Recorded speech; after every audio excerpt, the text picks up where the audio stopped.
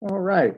Well, one of the things I think you're going to notice in this week's assignments is that there's a lot on readability. And there's a lot of good reasons why it's important to understand how to assess the readability of a passage for your students.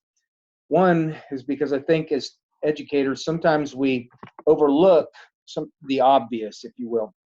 And one of the things that got me so keyed in on readability when I was doing my master's as a reading specialist, my professor actually challenged us to go out and take a look at the readability of the time the text tests.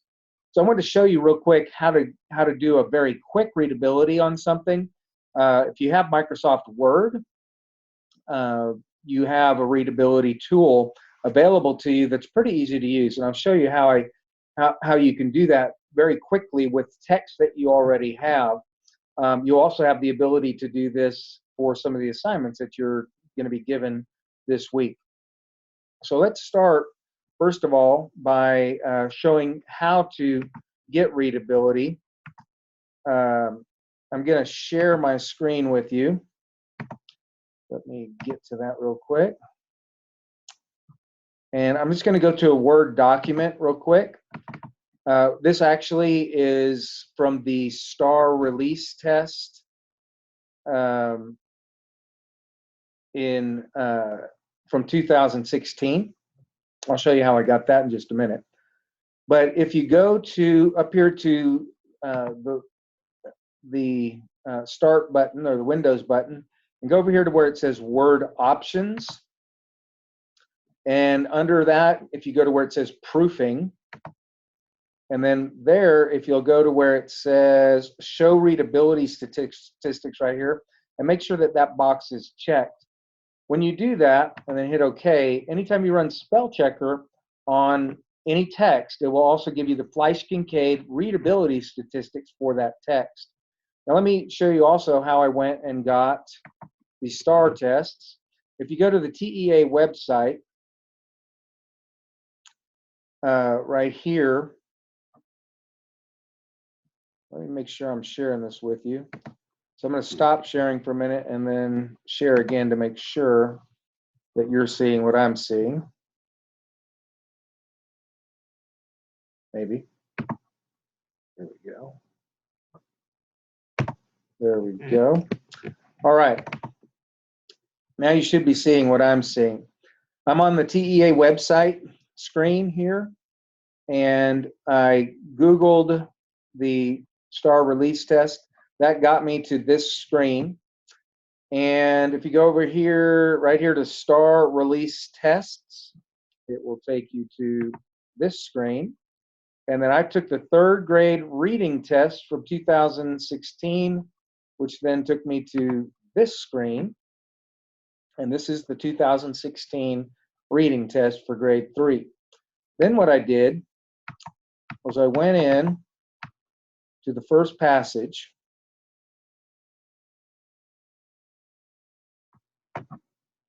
started at the title, highlighted all the text,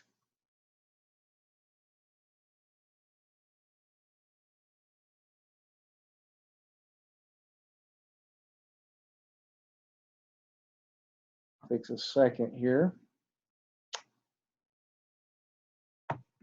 hit Control-C on my keyboard, which is copy, or I think you can right-click and hit copy on this. Yes, copy. Went into a Word document.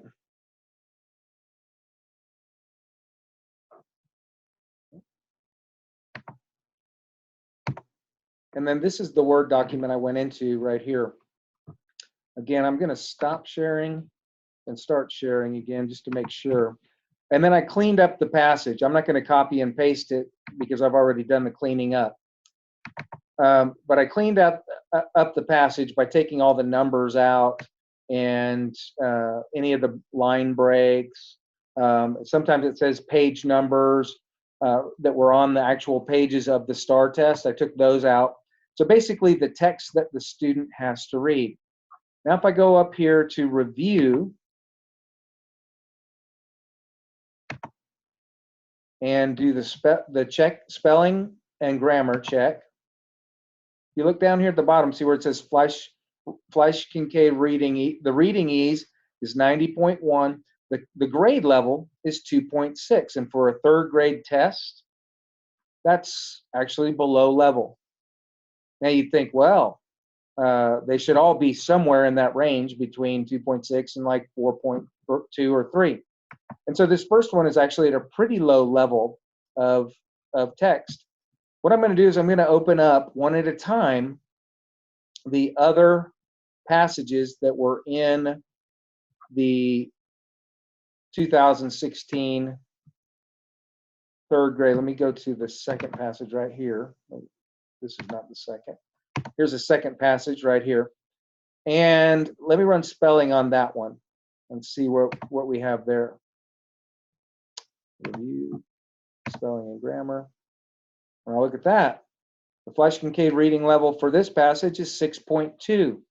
Now remember, we're testing third graders somewhere in the March timeframe, maybe April timeframe of the school year. It should be at a 3.6, 3.7 reading level by that time on average, and we're testing them at a 6.2 reading level. Now granted, the first one was 3 point something, so let's see, or 2.6 I think it was, whatever that was. Let's see what some of the other passages are. Remember, this is such a high stakes test and everything. I mean, this is really important for these students. So let's go to the third passage.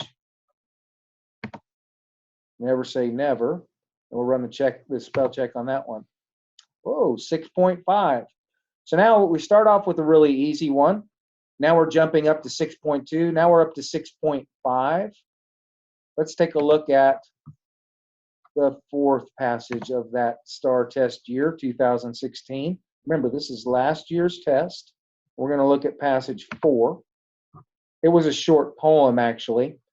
We're going to do review, check the spelling and grammar, 3.7. Now we're talking, that's actually where the test, all the passages in the test should be.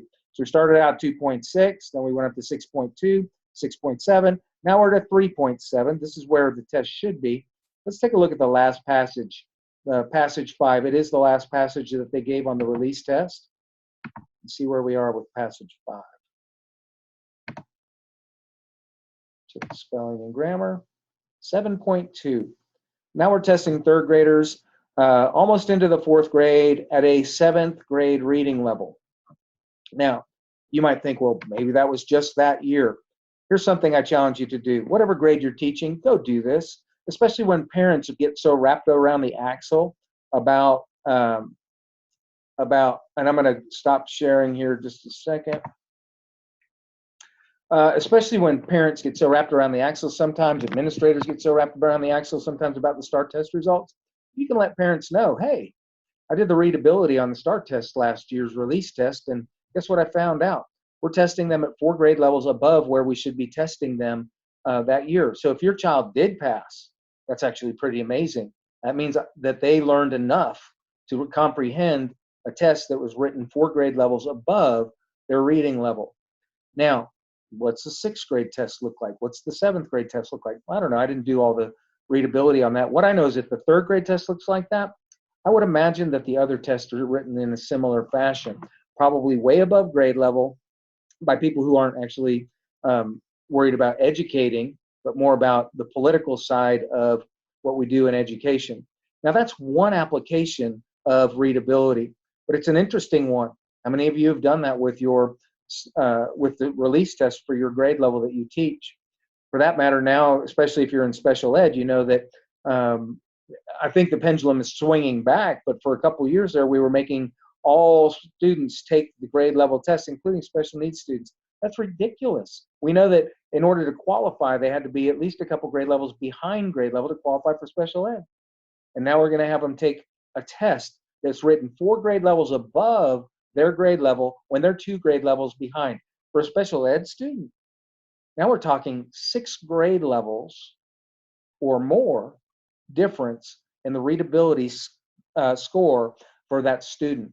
And if they can pass, it's almost miraculous when you're talking about that big of a gap. Anyway, readability is very important. I know there's a lot on it, and I'm asking you to do a lot in Module 3, but there's a purpose for this. Readability doesn't just apply to STAR scores. I just wanted to show you that one example. But it's very important that we know what our students are reading, what level we're having them read, and that we're not giving them something that's too far beyond. You know, we talk about that zone of proximal development where our students learn their best. And so I want to make sure that as teachers, as students, professionals working with students with special needs, that we're constantly thinking about each student as an individual, what is right for them, and the importance of readability and knowing how to determine readability. Here's something else I will tell you. Practice doing the readability on some books in your classroom. Do 50 or 60. Hopefully, if you have your own classroom, you have a classroom library that has maybe 500-600 books in it. That's what I recommend for all teachers. You should have about 500 or 600 books in your classroom library. Some of you are thinking, wow, that's a lot of books. Yeah, for some of you, you're thinking, I wish I only had 500. For me, I had 3,000 books, leveled books in my classroom library that I individually leveled myself personally. And the reason I did that, using readability scales, the reason I did that is you'll find that the number that's on the back, 4.6 or whatever it is usually not accurate. You need to do readability on the books that you have when you're doing, and please don't rely on AR to do your leveling for you. Now, AR uses their own, I believe it's the Atos readability scale. They use their own readability scale. But as you know, if you've sat down and looked at the tests that the students are taking, first of all, they're at the lower level of Bloom's. Almost all of the tests for AR are at the lower level of Bloom's and don't actually do a good job of doing the kind of assessment that we should be doing on our students. The other thing is that we often keep our students in too low of a level in AR, and they start getting disinterested in the books because they're not a challenge for them. So I do want to encourage you to find purpose in the assignments that we're doing for readability this week, because that is the one that there seems to be a lot that we're doing on. I'm going to do another video here in just a few minutes on what you're going to be doing with the Eckwall-Schenker this week. Don't forget to do section 3 of the Eckwall-Schenker this week and take the quiz for that. Anyway, it's good talking to y'all, and I hope you enjoy the assignments for this week. Modules 3, Modules 4. I'll talk to you soon.